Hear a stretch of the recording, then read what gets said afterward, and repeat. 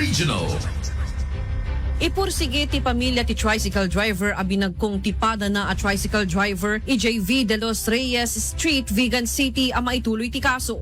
Segun kini Rizal Joy Galase aputot ti biktima, akayat da ang maikan ti hustisya iti pannakatay ti amada.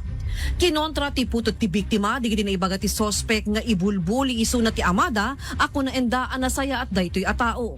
Kunapay ni Rizal nga ad-addapay at ti amada tinapunwan iti sospek, takunana at ikinapudno ket ti amada ti manglikliklik iti sospek. Inay na paay nga amuda nga adda ti daan asusik ti amana ken ti sospek, tay di kalabes ket nay matangan dapay ti dandani apan ang dungpar ti sospek ti amada ang nakaubapay ti apuko na. Kaso ang murder ti sangwen ti sospek gaputi namin adu adaras apan ang bagkubagkong na ti biktima apuon iti ipupusay na. Para iti IFM News, siya ni Idol Tony G. Tatak IFM. IFM News.